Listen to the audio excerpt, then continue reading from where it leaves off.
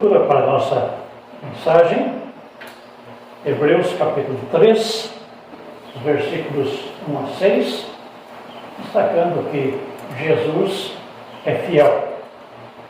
Hebreus 3, 1 a 6, onde vemos: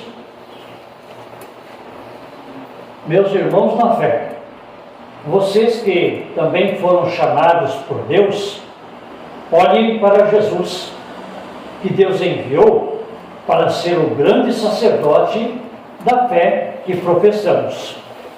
Pois ele é fiel, ele foi fiel a Deus, que o escolheu para esse serviço, assim como Moisés foi fiel no seu trabalho em toda a casa de Deus. Assim como a pessoa que constrói uma casa é mais importante do que a casa, assim também Jesus é mais importante do que Moisés. Uma casa tem de ser construída por alguém, mas Deus é o construtor de tudo o que existe. E Moisés foi um servo fiel no seu trabalho na casa de Deus e falou das coisas que Deus ia dizer no futuro. Mas Cristo é fiel como filho que dirige a casa de Deus, e nós seremos a sua casa se conservarmos a nossa coragem e a nossa confiança naquilo que esperamos. Até aqui a leitura. Que Deus abençoe o nosso meditar. Você sabe o que é fidelidade? É cumprir as promessas que fazemos, enfim, falar ou fazer conforme aquilo que foi combinado. Muitas vezes nós prometemos, queremos fazer coisas e acabamos falhando. Não somos fiéis totalmente. Prometemos e não cumprimos, muitas vezes. O que não aconteceu com Jesus. Jesus veio ao mundo com um propósito, com uma finalidade.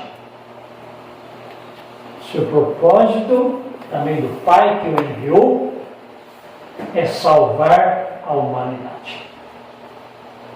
Ele não veio para julgar, mas ele veio para salvar. João 12, 47. E para salvar, ele teve que cumprir toda a lei em nosso lugar. Teve que pagar o nosso pecado morrendo na cruz. Ele foi tentado pelo diabo, pelas autoridades da época, a não fazer aquilo que ele veio para fazer. Até os discípulos não queriam que ele fosse para a cruz.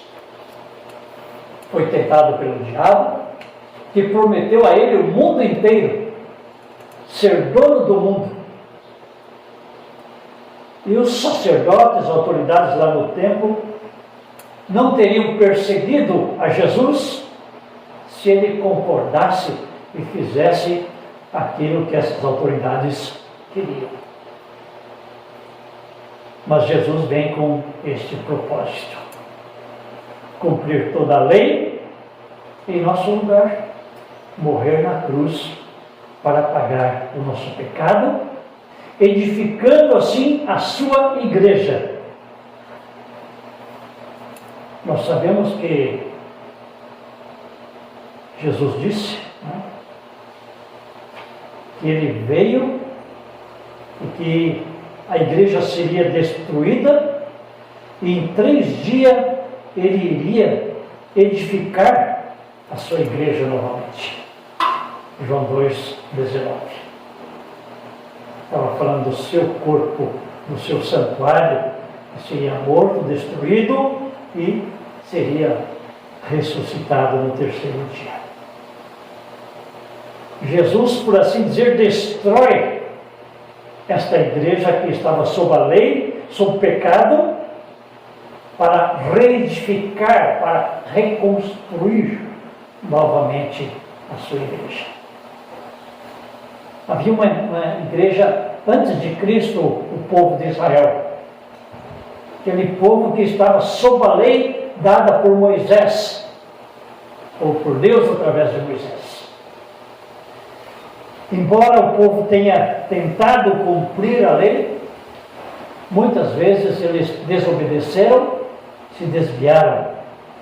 Então viviam ainda em pecado, mas deveria haver um sacrifício de animais antecipando o sacrifício de Cristo.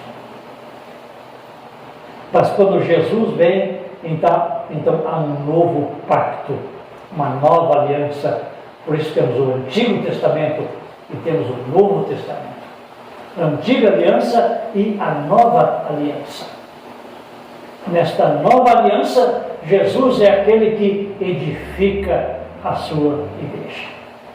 Ele a constrói, não como Moisés, que estava como servo ou como instrumento nas mãos de Deus para fazer o que Deus queria fazer naquela ocasião. Conduzir o povo, libertando este povo da escravidão para a terra prometida, recebendo a lei, os mandamentos. Moisés foi fiel para aquilo que ele foi, ou naquilo que ele foi incumbido. E assim como Moisés foi fiel, Jesus também foi fiel, mas superior a Moisés, porque Jesus é o dono da casa, é o construtor da casa, enquanto Moisés era um membro desta casa, um componente desta casa, um membro do corpo de Cristo, enquanto Cristo é o corpo, sendo ele também o cabeça. Notem vocês então a diferença entre Moisés, embora um grande profeta, e Jesus, que é não só um profeta, mas também o grande sacerdote, aquele que, sendo sacrificado na cruz, paga o nosso pecado. O seu sacrifício vale por toda a vida e por todo esse tempo em que a humanidade existir. Jesus é o grande sacerdote e ele veio para salvar, como já disse, e não para julgar. Agora nós, a igreja, somos convidados a olhar atentamente para Cristo, que é o autor e o consumador da nossa fé, conforme Hebreus 12, no versículo 2. Somos convidados a olhar para Jesus. Olhar significa estar atento para aquilo que Ele é, para aquilo que, ou para aquele, que Ele é e para aquilo que Ele faz. Jesus, o construtor da igreja. Não só isso, mas também Jesus é aquele que agora protege, cuida a sua igreja. Se ele a construiu, a edificou morrendo na cruz, agora esta igreja que lhe pertence e é muito querida, e ele protege esta igreja. Ele cuida dela. Esta igreja é a menina dos olhos do próprio Cristo.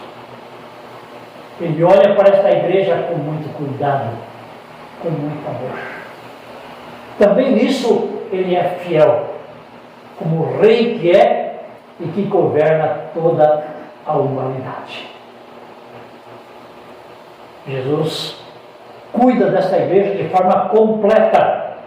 Ele não apenas salva, livrando-nos dos pecados, mas nesta jornada ele nos dá o cuidado que precisamos.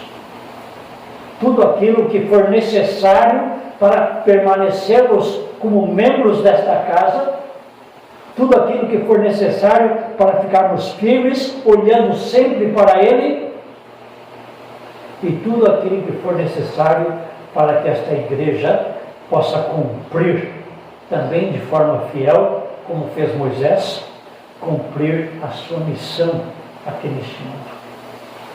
A missão de sermos luz aqui neste mundo, para que outros também possam olhar para nós e verem em nós o próprio Cristo e passem a olhar atentamente para o Senhor Jesus. Sendo assim, essa sua igreja que foi salva por Ele, que é cuidada por Ele, é uma igreja gloriosa. É uma igreja sem mácula, como falamos sempre, sem ruga e sem defeito. E este Cristo que governa a sua igreja recebeu do próprio Pai esta autorização, este poder para cuidar da igreja. Mateus 28, 18, é dito que Jesus diz: Deus me deu todo o poder no céu e na terra. Jesus tem todo o poder. Olhamos para este mundo e pensamos que os poderosos deste mundo é que domina sobre Deus. 4 ou 5 famílias poderosas no mundo, imaginamos que elas é que têm todo o poder. Não é verdade. Ainda bem que não é verdade. Jesus tem todo o poder. E se as coisas acontecem como estão acontecendo, de fato, Jesus assim o permite, para que, quem sabe, o mundo possa se voltar para aquele que verdadeiramente é poderoso, para aquele que verdadeiramente é fiel, o próprio Senhor Jesus Cristo. Mas nós, como igreja, como santos e santas em Cristo Jesus, que olhamos por sua graça sempre e novamente para Ele, vivemos aqui neste mundo encorajados. Somos ousados a proclamar a nossa fé. Ousados para nos reunirmos e louvar e adorar o nosso Deus. Somos corajosos e ousados porque Jesus é fiel. Porque Ele cumpriu aquele propósito para o qual foi enviado. Ele veio para salvar, não para julgar. Ele fará isso na sua segunda vinda.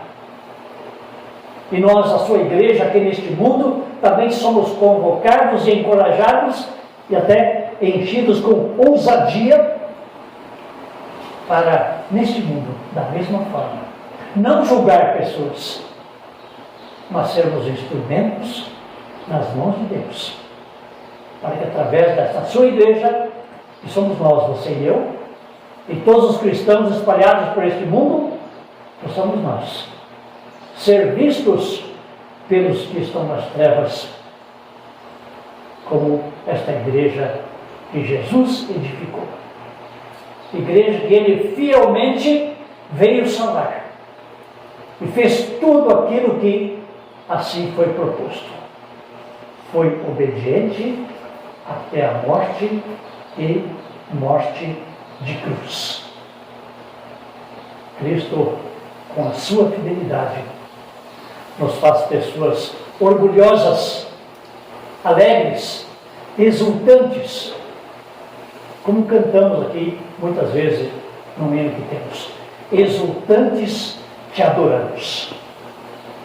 Temos a paz, temos a alegria da salvação, temos orgulho no bom sentido de termos esta fé que o próprio Deus, que é fiel, nos dá.